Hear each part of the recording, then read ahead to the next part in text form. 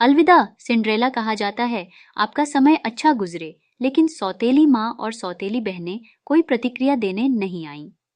गाड़ी का दरवाजा बंद हो गया और वे धूल के बादल में थे। जैसे ही गाड़ी कॉबलस्टोन वाली सड़क पर रुकी, सिंड्रेला कराह उठी। काश मेरे लिए भी गेंद तक जाने का कोई रास्ता होता।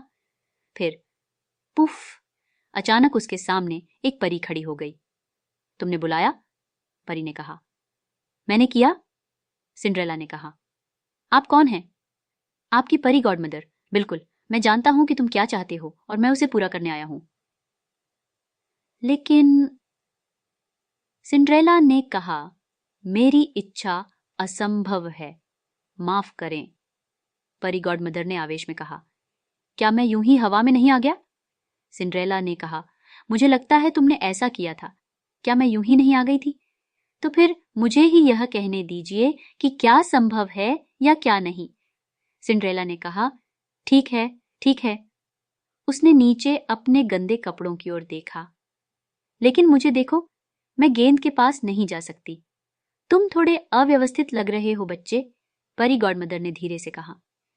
भले ही मेरे पास पहनने के लिए कुछ अच्छा हो, लड़की ने कहा, मेरे पास वहां पहुंचने का कोई रास्ता नहीं होगा।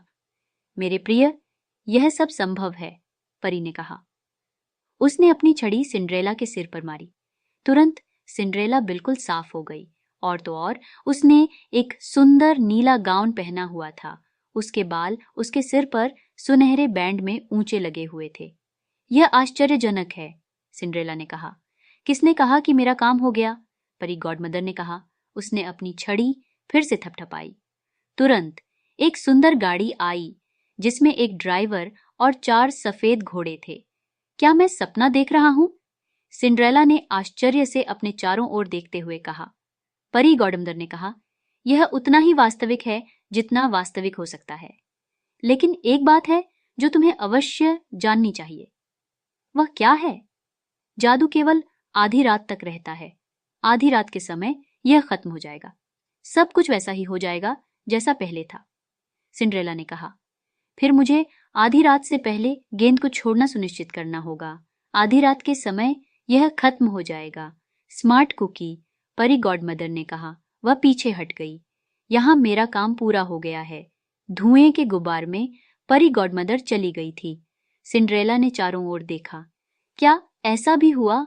लेकिन वहां वह एक बढ़िया गाउन में थी। उसके बालों में एक सुनहरा बैंड था और वहां उसका ड्राइवर और 4 घोड़े थे। आ रहा, ड्राइवर को बुलाया। मुझे लगता है कि ऐसा हुआ, सिंड्रेला ने कहा। वह गाड़ी में चढ़ गई और वे उतर गए। गेंद के दौरान राजकुमार को निराशा महसूस हुई। तुम्हारे चेहरे पर यह उदासी क्यों है? रानी ने अपने बेटे से कहा, तुम्हें लगेगा कि तुम एक शाही समारोह में नहीं थे। तुम्हारे पिता और मैं सिर्फ तुम्हारे लिए मेजबानी कर रहे हैं, इसलिए तुम एक दुल्हन ढूंढ सकते हो। राजकुमार ने कहा, मैं जानता हूं कि आप और पिताजी मेरी तलाश कर रहे हैं। फिर भी कुछ गलत था। वह पहले ही गेंद पर अधिकांश युवा महिलाओं से मिल चुका था और हेलो कहने के बाद कहने के लिए और कुछ नहीं था। देखना, किसी ने सीढ़ियों के शीर्ष पर बॉलरूम के सामने वाले दरवाजे की ओर इशारा किया। सभी का सिर घूम गया। सीढ़ियों से नीचे उतर रही वह प्यारी युवती कौन थी? उसने अपना सिर ऊंचा रखा और शालीनता और सुंदरता के साथ कदम रखा। वह कौन थी? कोई नहीं जानता था। उस युवा महिला के बारे में कुछ तो है, राजकुमार ने खुद से कहा। मैं उससे डांस करने के लिए कहूंगा। वह सिंड्रेला के पास गया। क्या हम मिले हैं? राजकुमार ने कहा। सिंड्रेला ने सिर झुकाते हुए कहा, अब मैं आपसे मिलकर प्रसन्न हूं। राजकुमार ने कहा, मुझे ऐसा लग रहा है जैसे मैं आपको जानता हूं, लेकिन निस्संदेह यह असंभव है। राजकुमार ने कहा, मुझे ऐसा लग रहा है जैसे मैं तुम्हें जानता हूं। सिंड्रेला ने कहा, बहुत सी चीजें संभव हैं यदि आप चाहते हैं कि वे सच हों। क्या आपको वास्तव में उस पर विश्वास है? राजकुमार ने कहा। सिंड्रेला ने कहा, मुझे यह पता है। राजकुमार के दिल में एक उछाल सा महसूस हुआ। उन्होंने और सिंड्रेला ने नृत्य किया। जब गाना खत्म हुआ तो उन्होंने फिर डांस किया और फिर दोबारा। हर समय वे बातें कर रहे थे और हंस रहे थे। जल्द ही गेंद पर अन्य युवतियों को ईर्ष्या होने लगी। वह उसके साथ डांस पर डांस क्यों कर रहा है? उन्होंने कहा। किसी और को मौका दो। कितना असभ्य! लेकिन राजकुमार केवल सिंड्रेला के साथ रहना चाहता था। दरअसल वे इतनी देर तक नाचते रहे कि सिंड्रेला को घड़ी दिखाई ही नहीं दी। दांग, घड़ी बजाई। सिंड्रेला ने ऊपर देखा। डोंग, फिर से घड़ी बजाई। वह घड़ी की ओर मुड़ी। अरे बाप रे! वो रोई। लगभग आधी रात हो गई है। डोंग, घड़ी को बुलाया। क्या फर्क पड़ता है? राजकुमार ने कहा। रात जवान है। डोंग, फिर से घड़ी बजाई। मुझे जाना चाहिए, सिंड्रेला ने कहा। डोंग, घड़ी चली गई। लेकिन हम अभी मिले, राजकुमार ने कहा। डोंग, घड़ी बजाई। मुझे जाना चाहिए, सिंड्रेला ने कहा। वह सीढ़ियों की ओर भागी।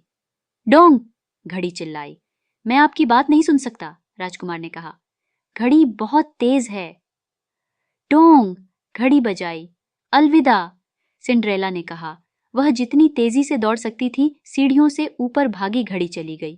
कृपया एक पल के लिए रुकें, राजकुमार ने कहा। ओ प्यारे, उसने कहा जैसे ही सीढ़ी पर उसके पैर से एक कांच का जूता गिर गया। लेकिन सिंड्रेला दौड़ती रही। डोंग, घड़ी ने कहा। कृपया कुछ देर इंतजार करें, राजकुमार ने कहा। डोंग, घड़ी बजाई। अलविदा, सिंड्रेला आखिरी बार 1 साल की हो गई। वह दरवाजे से बाहर भागी। डोंग, घड़ी शांत थी। आधी रात का समय था। इंतजार राजकुमार को बुलाया। उसने उसकी कांच की चप्पल उठाई और उसके पीछे जाने के लिए दरवाजे से बाहर निकल गया।